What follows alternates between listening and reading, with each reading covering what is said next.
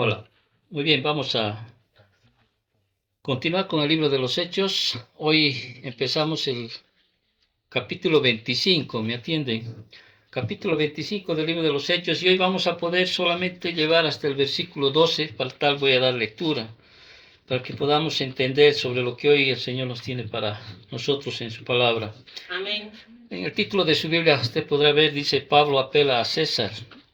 Y dice así: llegado pues Festo a la provincia, subió de Cesarea a Jerusalén 3 días después, y los principales sacerdotes y los más influyentes de los judíos se presentaron ante él contra Pablo y les rogaron, pidiendo contra él como gracia que le hiciese traer a Jerusalén, preparando ellos una celada para matarle en el camino.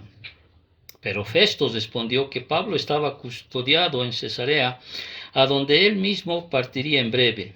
Y los que de vosotros puedan, dijo, desciendan conmigo, y si hay algún crimen en este hombre, acúsenle.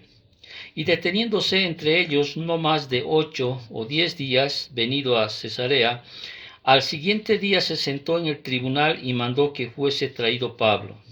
Cuando éste llegó, los rodearon los judíos que habían venido de Jerusalén, presentando contra él muchas y graves acusaciones, las cuales no podían probar, alegando Pablo en su defensa: ni contra la ley de los judíos, ni contra el templo, ni contra César he pecado en nada. Pero Festo, queriendo congraciarse con los judíos, respondiendo a Pablo, dijo: ¿quieres subir a Jerusalén y allá ser juzgado de estas cosas delante de mí? Pablo dijo: ante el tribunal de César estoy, donde debo ser juzgado. A los judíos no les he hecho ningún agravio, como tú sabes muy bien. Porque si algún agravio o cosa alguna digna de muerte he hecho, no rehuso morir. Pero si nada hay de las cosas de que éstos me acusan, nadie puede entregarme a ellos. A César apelo. Entonces Festo, habiendo hablado con el consejo, respondió: a César has apelado, a César irás. A veces podemos tomar la lectura como un hecho más en la historia, como que algo pasó para ese tiempo y hoy en día ya no está vigente para nosotros. Sin embargo, en la breve introducción que hago, te voy a mencionar algunas verdades de las cuales podemos nosotros encontrar en estos 12 versículos, en este pasaje. Y lo lanzo quizá con algunas preguntas que quizá tú tienes que entender. Y te digo esto: si tú piensas que te van a dejar en paz aquellos de tus perseguidores, te equivocas. Quizás piensas que ya ha pasado tiempo, te equivocas.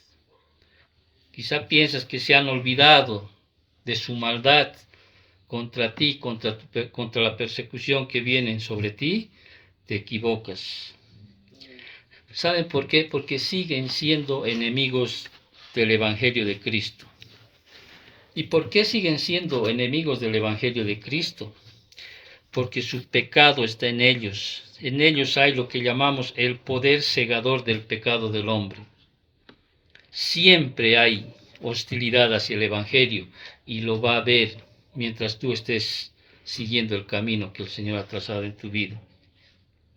Sin embargo, también en estos pasajes entendemos, en la vida del apóstol Pablo, que aunque hayan pasado 2 años, ¿te acuerdas? Desde el anterior domingo, en este caso al tema que venimos hoy, muchos podrían haber pensado que se olvidaron los judíos del apóstol Pablo, que el apóstol que estuviera retenido allá en Roma o allá en Cesarea, ¿sí? Creyeron que se ha olvidado o se han olvidado del asunto contra Pablo. No es así. Pero ¿saben qué también aprendemos en estos 12 versículos? Que la soberanía de Dios está en los asuntos humanos. Amén. Para Dios hubiera sido fácil, ¿no es cierto?, hacer de que Pablo vaya sin ninguna dificultad hacia Roma. ¿Sí? La promesa ¿te acuerdas del capítulo 23, versículo 11, donde le dice: ten ánimo, Pablo, pues como has testificado de mí en Jerusalén, así es necesario que testifiques también en Roma? ¿Sí? ¿Se acuerdan de ese versículo? Cuando el Señor le dice: tú vas a ir a Roma. pero no le dice cómo, ¿sí? En qué tiempo, cuándo. Quizá Pablo en su mentalidad en ese momento diría, voy a ir, bueno, de aquí a un mes, a una semana, pero 2 años estuvo detenido Pablo. 2 años. Y díganme ustedes que los enemigos que estaban tras de su muerte, sí se olvidaron del asunto. No fue así. Y reitero, para el Señor también, en la soberanía de Dios, está también en los asuntos humanos. ¿Y se manifiesta a través de qué? De su providencia, porque el Señor lo que hace es manejar todo, ¿sí? Para sus propósitos. Te acordarás que habíamos un poco ya incluso definido lo que es la providencia de Dios y habíamos dicho que es su soberano control y el ordenamiento de las circunstancias naturales a fin de lograr su voluntad. Entendemos que la providencia de Dios no la vemos, tampoco la oímos, sin embargo, controla a la perfección miles de millones y millares de eventos interactuando entre sí y llevando a cumplimiento sus propósitos buenos, soberanos, para la gloria de su nombre y para el bien de su pueblo. Amén. Entonces, la providencia de Dios siempre está presente. Hoy mismo estamos aquí por la providencia del Señor. Amén. Has Gracias, podido Señor. tú llegar aquí porque la providencia de Dios está ahí. En estos 12 versículos también vamos a ver una verdad que la cual más adelante quizá detallemos con algunos versículos, que el Señor también que también los cristianos tenemos una relación con el gobierno. Y a través del gobierno tenemos una relación con la justicia. Las palabras de Pablo cuando dice apelo a César es porque él está apelando, ¿sí? Está queriendo buscar una solución, ¿sí? A través de las autoridades que Dios ha puesto, en este caso al César. Y fíjate, en ese tiempo era Nerón, ¿sí? Un hombre malvado en su biografía. Pero él está apelando a la justicia del hombre. Muchas veces cuando hay conflictos entre hermanos, esas se deben solucionar en la iglesia, dice el apóstol Pablo, llamando a los ancianos o a los pastores y ellos puedan mediar entre los hermanos. Pero cuando hay de por medio un incrédulo o cuando hay de por medio no una solución en ese ámbito, pues todos tenemos el derecho de apelar al César. ¿Apelar a quién? A la justicia. Porque Dios ha establecido a quienes, a todos los gobernantes de todo el planeta Tierra. Dios los ha establecido como servidores suyos. Entonces estos 12 versículos que vamos a estudiar, si bien no hay una mención misma del nombre de Dios, es como en el libro de Esther, tenemos que entender que Dios está sumergido en estos 12 versículos a través de su providencia. Tú puedes imaginarte o has podido ver cuando Pablo ya en esta cuarta acusación se defiende, ¿qué hubiera pasado si Pablo, por ejemplo, no hubiera tenido ciudadanía romana? Pero la providencia de Dios ya se hizo, ya se manifestó ya desde sus padres que de alguna manera lograron o hicieron algo para que Pablo, o sea, su hijo, tenga ciudadanía romana. Quizá en ese momento ellos ni pensaban de las cosas que iban a suceder. El cambio en este caso de Félix a Festo también tiene ahí que estar sujeto a la providencia de Dios. Entonces tenemos que entender eso bien claro, que la providencia de Dios se manifiesta en cada momento de nuestras vidas. En la última parte del libro de los Hechos se encuentra aquí a Pablo como prisionero de Roma, ¿no es cierto? Pablo siempre fue un fiel a su ministerio, tuvo realmente una influencia por Jesucristo en el mundo. Había evangelizado a perdidos, confrontado valientemente a la falsa religión, había fundado iglesias y había discipulado a hombres fieles para la tarea, para que ellos puedan extender el evangelio. Y todos esos sus esfuerzos que él hizo en su ministerio, ¿qué es lo que trajo consigo para él? ¿O qué agitó para su vida? ¿Una ola de qué? De odio y oposición de parte de los enemigos del Evangelio. Y tú tienes que estar presente cuando yo te voy hablando, sí, hermanos, entiende tú que tú también estás inmiscuido en ese grupo. Así es. Tienes que entender aquello. Y no es que después de varios años de que te has vuelto cristiano ha venido estas circunstancias de persecución. No, si tú vas al libro de los Hechos, y habíamos leído, ¿se acuerdan el capítulo? Habíamos hecho el estudio del capítulo 9, cuando Pablo se convierte al Señor, y ahí en el versículo 21 al 24, recién convertido Saulo, dice, y todos los que le oían estaban atónitos y decían, ¿no es este el que asolaba en Jerusalén a los que invocan este nombre? Y a eso vino acá, para llevarlos presos ante los principales sacerdotes. Pero Saulo mucho más se esforzaba y confundía a los judíos que moraban en Damasco, demostrando que Jesús era el Cristo. Pasados muchos años, los judíos resolvieron en consejo, ¿qué cosa? Matarle. ¿Sí? Estamos hablando del capítulo 9, cuando Pablo recién se encuentra con Cristo. Pero sus acechanzas llegaron a conocimiento de Saulo, y ellos guardaban las puertas de día y de noche. ¿Para qué? Para matarle. Hermano, desde el momento en que uno se convierte a Cristo, realmente, ¿sí? Por eso te digo, vas a enfrentar persecución. No estamos nosotros en la doctrina de que todo va a cambiar para bien, o sea, en el sentido de que, en el sentido material, que estoy hablando, va a cambiar para bien en el sentido espiritual. Entonces, Pablo realmente, todos los esfuerzos que él hizo en el ministerio, ¿sí? Realmente agitaron una ola de odio y oposición por parte de los enemigos del Evangelio. Y al parecer, a cualquier lugar que él iba, él siempre estaba enfrentando, ¿qué cosa? Hostilidad, oposición y hasta una abierta persecución contra él. Y por eso muchos predicadores dicen, él no tenía que preguntar cómo era esa ciudad, él tenía que preguntar cómo era la cárcel en esa ciudad. Y la mayor parte de esa oposición lamentablemente venía de ¿quiénes? De judíos. Claro, obviamente judíos incrédulos. ¿Y eso qué hacía, qué hacía en Pablo?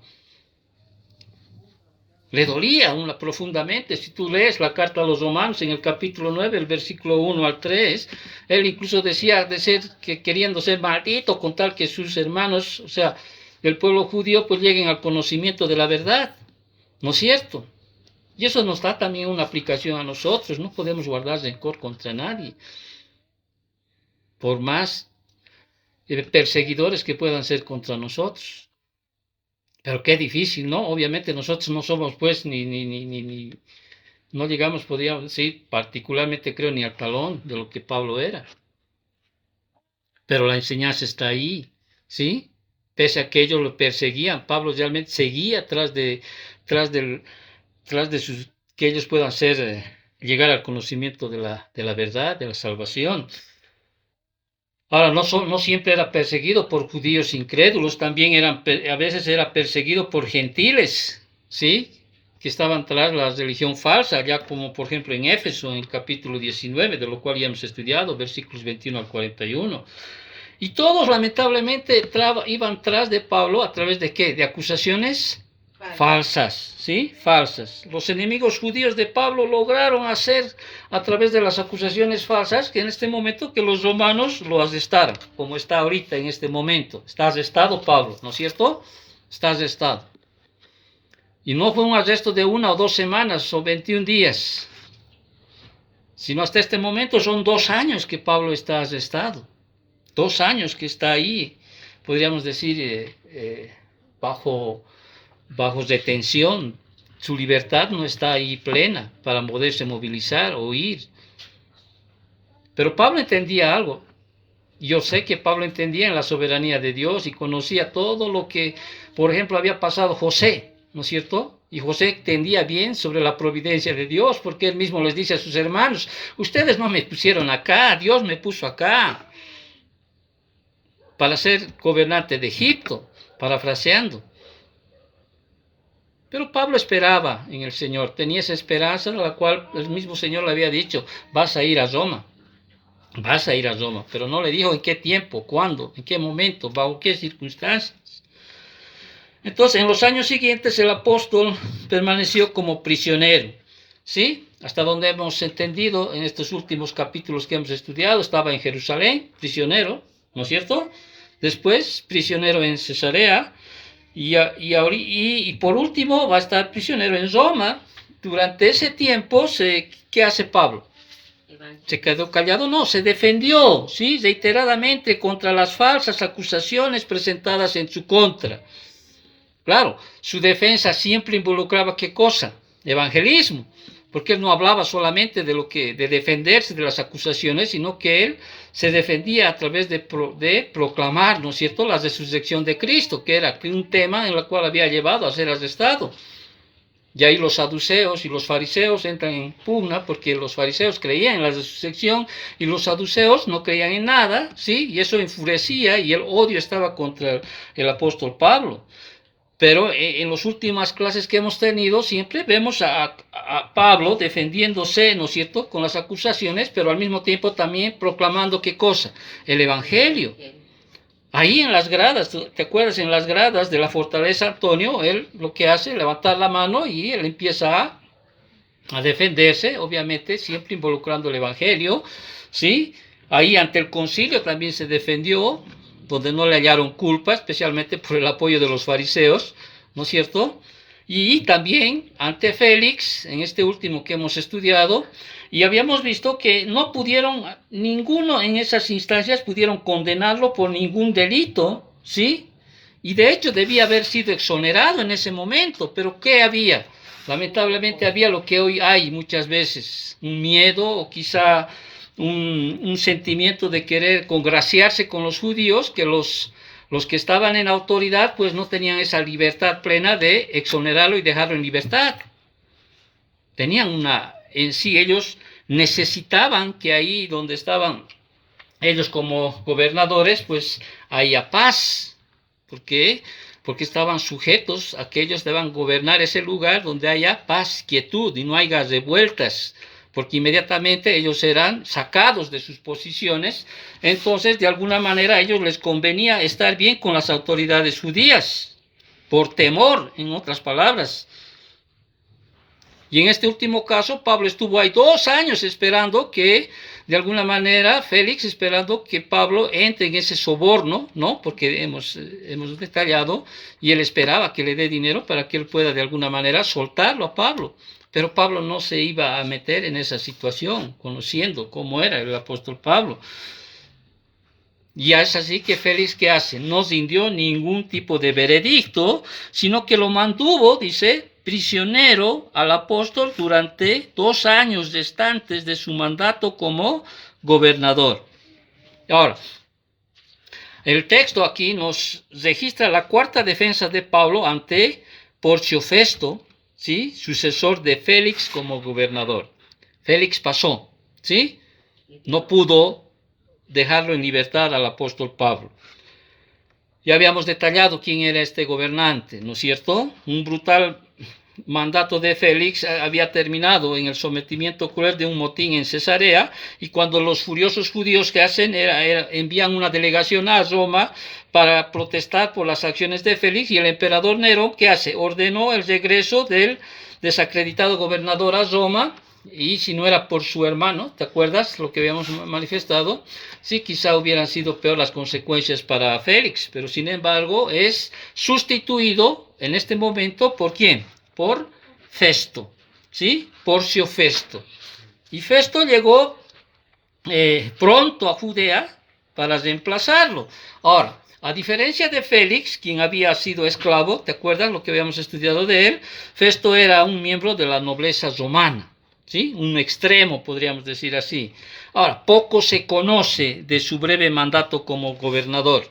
Y cuando digo poco se conoce es porque a veces tenemos que ir a los escritos de los historiadores, ¿sí? No se conoce. En la Biblia no te va a dar una biografía de lo que él hizo, ¿sí? O hasta cuándo estuvo como gobernador, pero entrando a los estudios o muchas veces hasta libros apócrifos que hay, o historiadores, murió, podríamos decir así, aproximadamente 2 años después de asumir el cargo, ya que el historiador, por ejemplo, Josefo, allá del siglo I, lo describió como mejor que su predecesor. Y al decir esto, era mejor que ¿quién? Que Félix, ¿sí? Incluso Josefo añade de que él fue mejor que su sucesor, que era Albino. y parece haber sido un dirigente capaz, parece haber sido un dirigente capaz.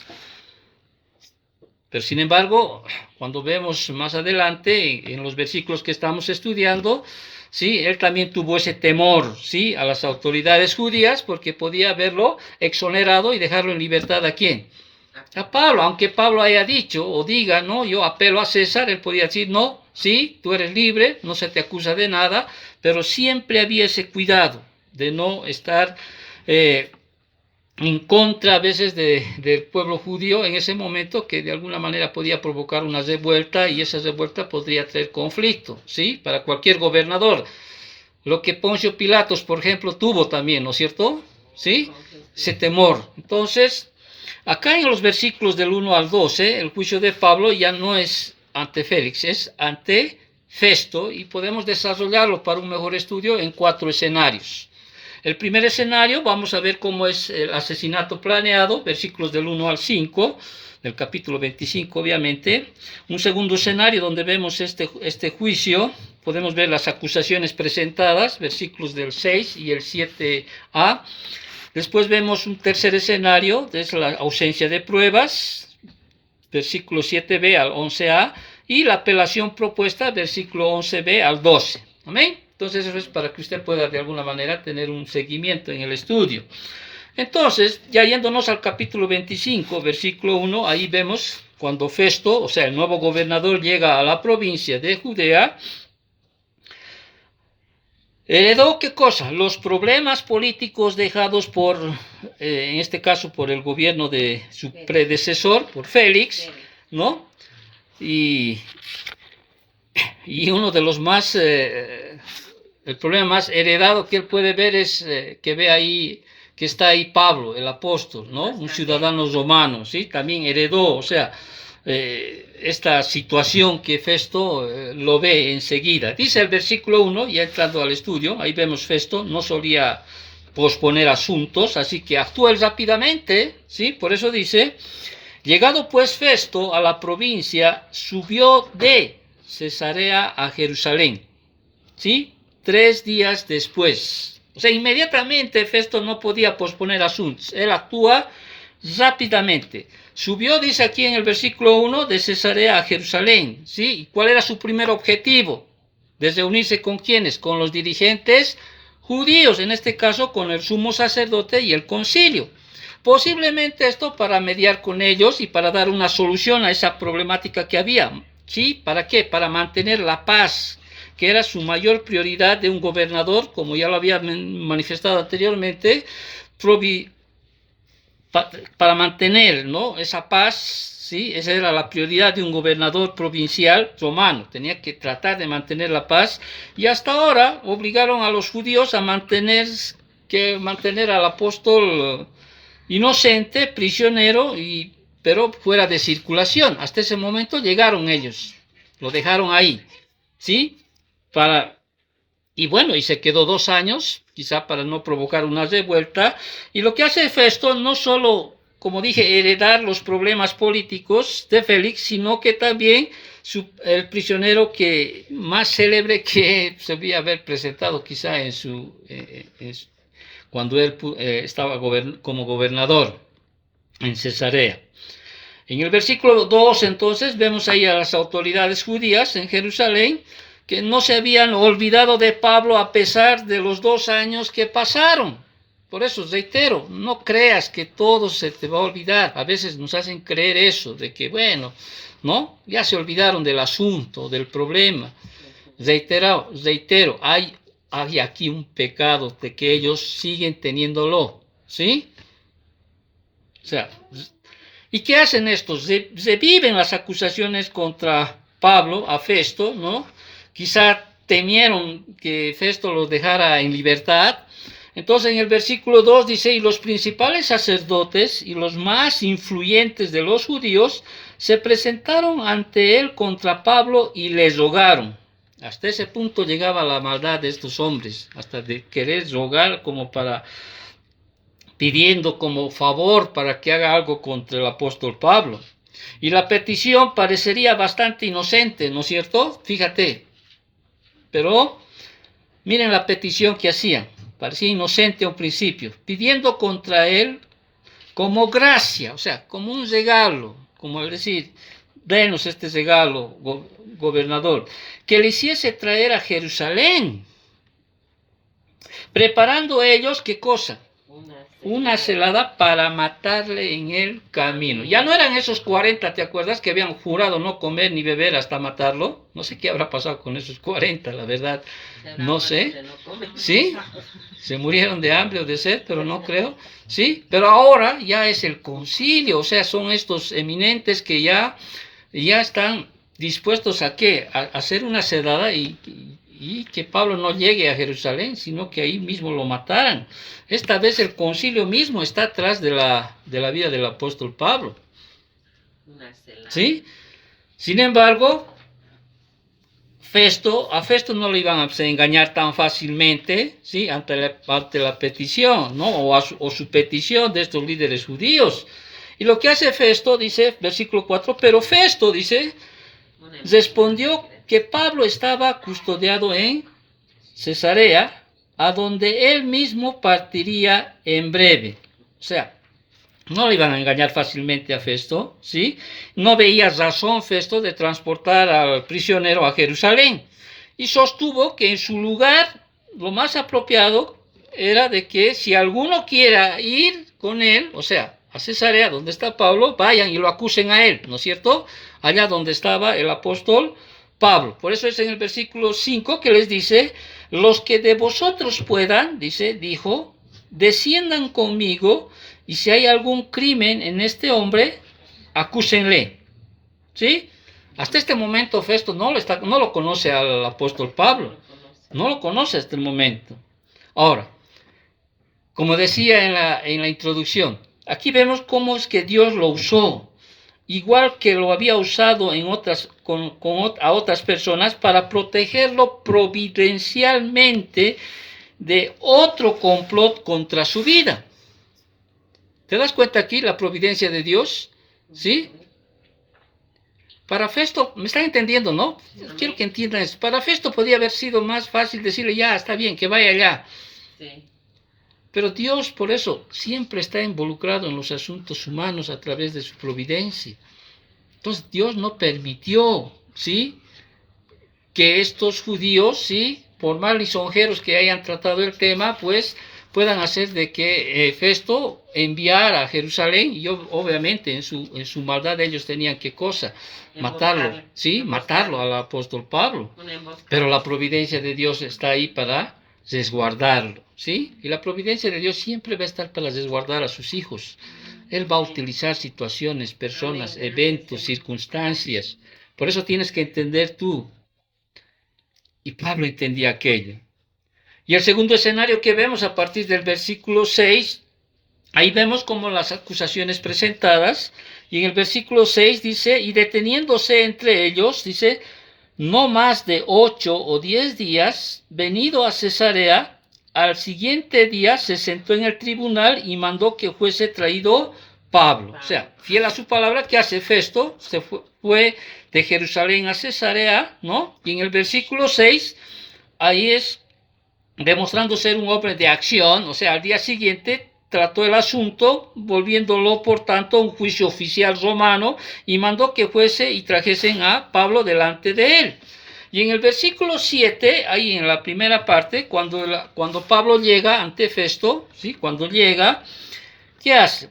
Miren esta acción que a veces dejamos pasar de lado, cuando a veces tenemos que leerlo bien, y eso este pasaje por me trajo recuerdo a mi esposa cuando sus hermanos les rodearon en un momento determinado en nuestra situación, y dice, y cuando llegó, fíjate, los rodearon los judíos que habían venido de Jerusalén, o sea, se reunieron prácticamente alrededor de Pablo como una manada de lobos atacando a una oveja. Las muchas y graves acusaciones eran las mismas que ellos manejaban. ¿Se acuerdan las 3 acusaciones que habían manejado? Sedición, sectarismo y sacrilegio, ¿no? Aquellas que hemos estudiado en el versículo 5 y 6 del capítulo 24. Y estos mismos no habían probado ninguna de esas acusaciones, aún después de haber pasado 2 años. Ni sus acusadores siquiera estaban en ese momento. Entonces, esas acusaciones sin fundamento no tenían más posibilidades de convencer a Festo de lo que convencieron a Félix. O sea, no había las acusaciones que hicieron. Entonces, pasamos a un tercer escenario donde vemos la ausencia de pruebas, porque el versículo 7, al final, ¿no?, el concilio había hecho graves acusaciones contra Pablo, de las cuales no podían probar. Por eso dice, presentando contra él, dice muchas y graves acusaciones, las cuales no podían probar. O sea, reitero, 2 años habían pasado desde el juicio de Pablo ante Félix y no habían probado estas acusaciones. No habían testigos, no habían evidencias y por tanto no había ningún caso. Pero ¿saben qué había? Odio. Odio contra Jesús, el Evangelio, contra su siervo. Eso sí había aumentado. Y el versículo 8, ahí siguiendo la lectura, ya que los judíos no habían presentado ninguna evidencia con Pablo, este dijo en su defensa, mira lo que dice Jesús, o mira lo que dice el apóstol Pablo.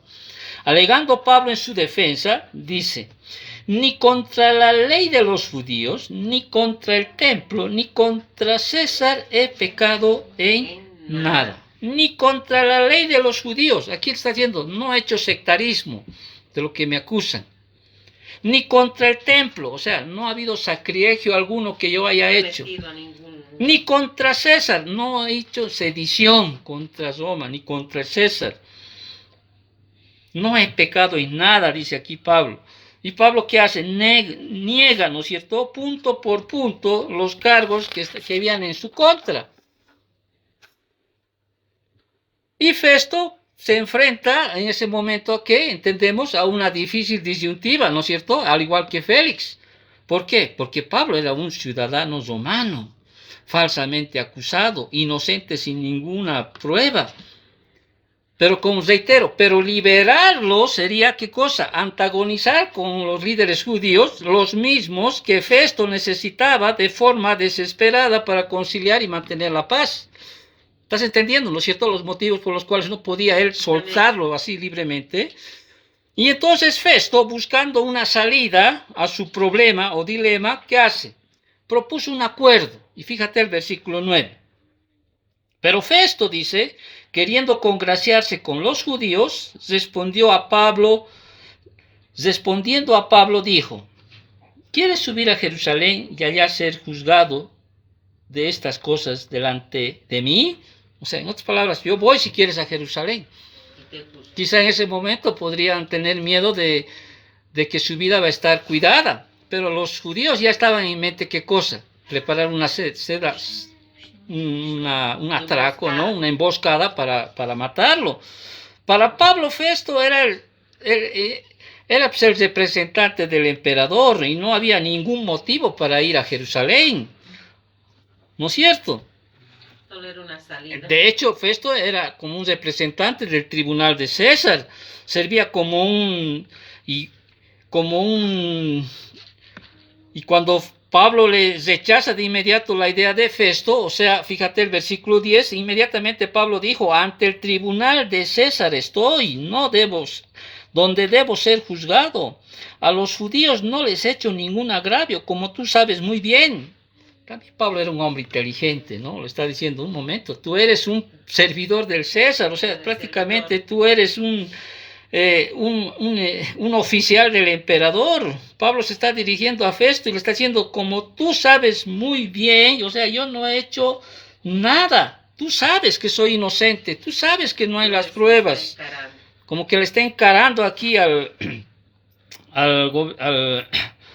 gobernador, ¿no? Le está encarando, ¿sí? Y mira, que dadas las normas en la justicia romana, su deber como juez romano exigía que el gobernador libere al apóstol, debería haberlo liberado.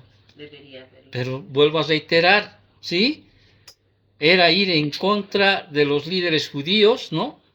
En contra de quizá mantener la paz y de estar conciliado con el pueblo judío y no crear una revuelta que la cual podía de alguna manera hacer de que él también sea destituido de su cargo. Y entonces Pablo aclara sus motivos informándole a Festo en el versículo 11, si tú sigues la lectura, porque si algún agravio, dice, o cosa alguna digna de muerte he hecho, dice, no rehuso morir. Pero si nada hay de las cosas que estos me acusan, nadie puede entregarme a ellos. Aquí el apóstol no estaba tratando de evadir la justicia, al contrario, la exigió continuar. ¿Sí? No está tratando en ningún momento de evadir, y como ciudadano romano, Pablo tenía el derecho de esperar justicia de una corte romana. Es lo que a veces nosotros tenemos que entender. Y a veces las personas creen que no podemos o no debemos nosotros acudir a la justicia. Y que tenemos que dar la mejilla y la otra mejilla y la otra mejilla y la otra mejilla. Y las personas pueden de alguna manera entender ese mal concepto, porque eso habla incluso de la honorabilidad cuando habla de las mejillas, que después algún día vamos a hablar de aquello. Sin embargo, Dios ha establecido autoridades. ¿Para qué? Para hacer justicia. Ellos son servidores de Dios. Y ellos tienen que castigar al malo y liberar al bueno. Ahora, obviamente la justicia, pues, que esperamos, muchas veces es una Etiopía, como decimos, ¿no? Es corrupta. Sí, es muy corrupta, lamentablemente, y más en estos países. Entendemos aquello. Pero sin embargo, como deber, y entendemos aquí en estos 12 versículos que hay una verdad, que hay una relación entre gobierno y creyente, y tiene que haberla. Tiene que haberla. Y Pablo no tenía ninguna obligación de entregarse en manos de las autoridades judías. ¿Qué obligación tenía Pablo de entregarse a las autoridades judías? Ahí mismo en el versículo 16, si Dios quiere la siguiente semana vamos a estudiarlo, dice, a estos respondí que no es costumbre de los romanos entregar a alguno a la muerte antes que el acusado tenga delante a sus acusadores y pueda defenderse de la acusación. No es justo.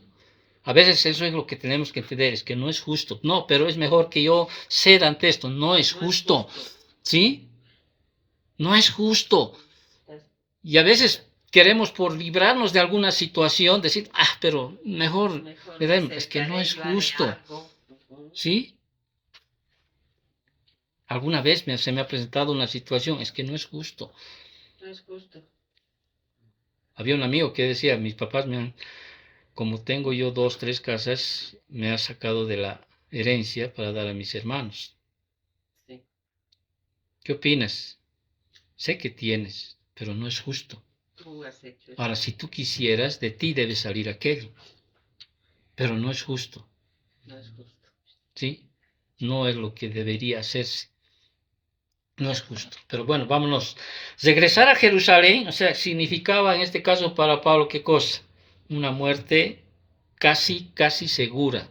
¿Sí? Una muerte casi segura. ¿Te acuerdas cómo salió Pablo? ¿Sí? Custodiado. Sí, custodiado con un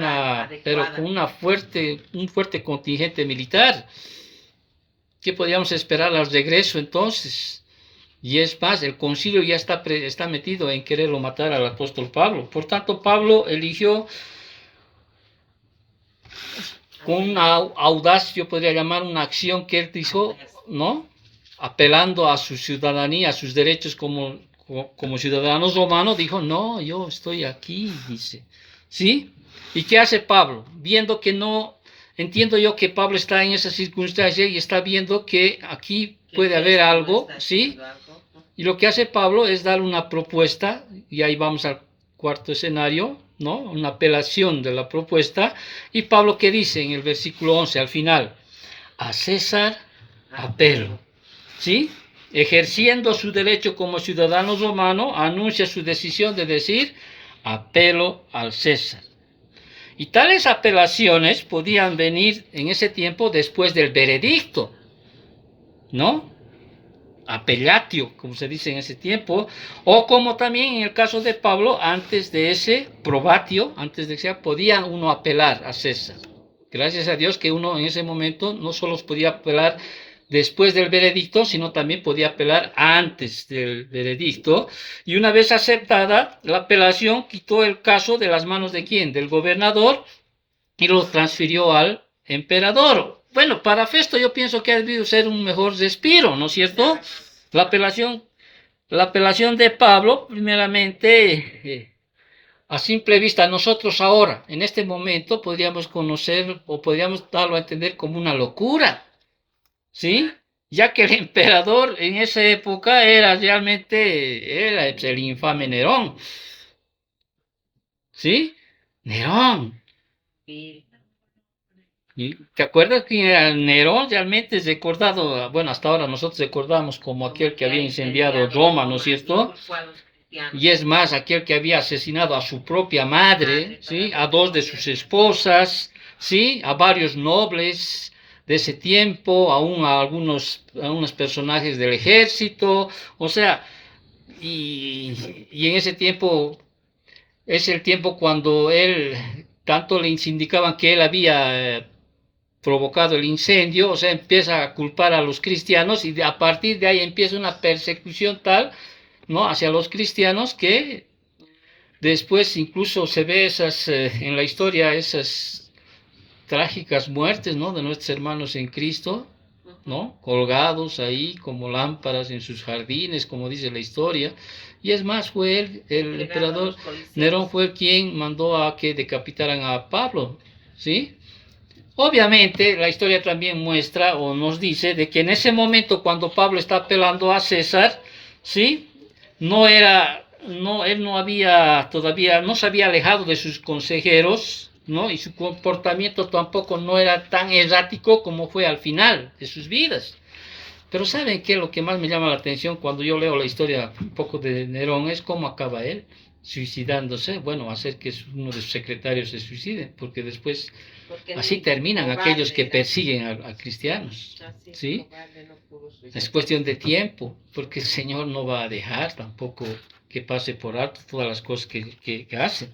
Pero bueno, a la apelación de Pablo, reitero, o sea, podía haber sido dada como una locura. Sin embargo, pues reitero, los primeros años que el reinado de Nerón, durante los cuales se llevó a cabo esta apelación de Pablo, o sea, no estuvieron marcados todavía por esa crueldad y esa demencia de sus últimos años cuando estaba Nerón a su cargo de Roma, ¿sí? No había todavía, pero sin embargo, para muchos de nosotros en este momento es una locura, ¿no? Y Festo, luego de supongo, de una asesoría legal, ¿no?, acepta la apelación de Pablo. Por eso el versículo 12, y terminamos hasta acá, el versículo 12 del capítulo 25, entonces, ¿qué hace Pablo?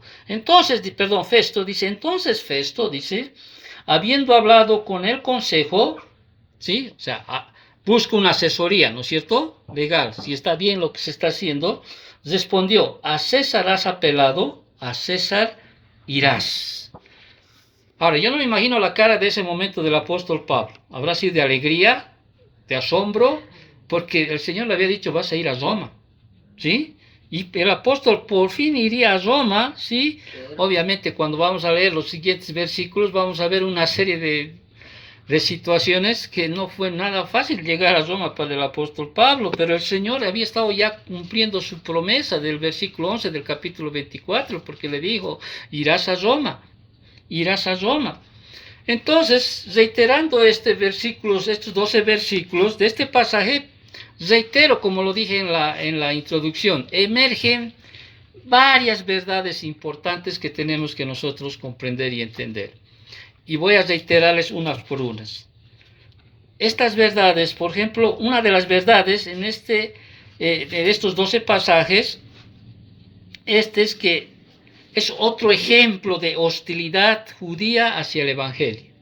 Seguimos viendo esa hostilidad judía.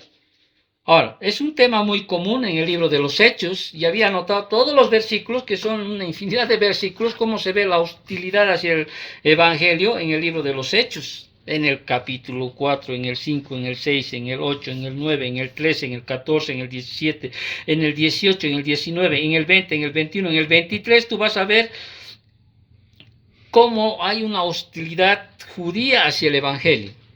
Y eso nos muestra que siempre va a haber hostilidad. Es más, es una predicción que nuestro Señor Jesucristo lo dijo en su palabra, ¿sí? Que están registradas. Y es una ¿sí? certificación de que eres. Es una certificación, es una evidencia más de que realmente, y tienes que entender de que va a haber una persecución, ¿sí? Una persecución. Y si no lo hay, como dice algún predicador, o sea, pregúntate por qué no existe aquello. ¿Sí? Pregúntate por qué. Y no estamos hablando de que nosotros seamos perfectos cristianos, de manera en nuestro cristianismo, ¿no es cierto?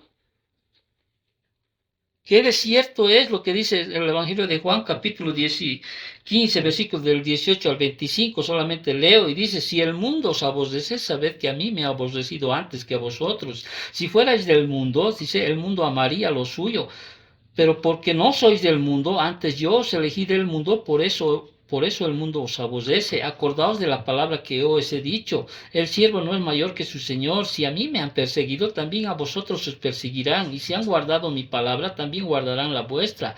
Mas todo esto os harán por causa de mi nombre, porque no conocen al que me ha enviado. Si yo no hubiera venido, ni les hubiera hablado, no tendrían pecado, pero ahora no tienen excusa por su pecado. El que a mí me aborrece, a mí, el que me aborrece a mí, también a mi Padre aborrece. Y si yo no hubiese hecho entre ellos obras que ningún otro ha hecho, no tendrían pecado, pero ahora han visto y han aborrecido a mí y a mi Padre. Pero esto es para que se cumpla la palabra que está escrita en su ley. Sin causa me aborrecieron. ¿Sí? ¿Te das cuenta? Hermano, ninguna religión es neutral con el cristianismo. No existe neutralidad. ¿Sí? Todas se oponen al cristianismo. Y la van a poner y lo van a perseguir a través de acusaciones falsas por causa de Cristo. No hay neutralidad. Y tú ves, no van contra un mormón, no van contra un testigo de Jehová, no van, siempre van a ir en contra del cristianismo. ¿Sí? Entonces, estos 12 versículos nos muestran una verdad, que hay una hostilidad permanente a aquellos que llevan el Evangelio para con los siervos del Señor. ¿Por qué? Uno dirá, porque hay otra verdad que podemos ver en estos 12 versículos, porque hay un cegador poder del pecado. El odio del concilio hacia Pablo no había disminuido, y a pesar de haber estado fuera de la corriente principal, encarcelado en Cesarea por 2 años, ¿qué hacía? Había todavía un pecado. O sea, los líderes judíos estaban esclavizados por el odio venenoso contra el apóstol Pablo, que era un hombre inocente. Él sabía que era un hombre inocente, pero el odio estaba presente. Pero ante todo, una de las verdades que hemos visto en este capítulo, en el anterior capítulo y en el anterior capítulo, ¿sí?, revela la soberanía de Dios en asuntos humanos a través de la providencia. Para Festo podía ser una sencilla concesión que Pablo fuera a Jerusalén para ser juzgado. Bueno, si llegaba vivo allí, obviamente, ¿no es cierto? Pero Dios, ¿qué hace? Interviene de manera providencial a fin de proteger a su siervo. Tiene todavía, ¿sí?, propósitos. Dios, no sé si alguien vio el devocional o no sé, un video que mandé de Job, ¿sí? ¿Cómo es que Dios maneja todas las circunstancias, las situaciones, ¿sí? Dios siempre va a intervenir de manera providencial a fin de proteger a su siervo. Y hay algo que quiero reiterar, por último, terminando esta mañana.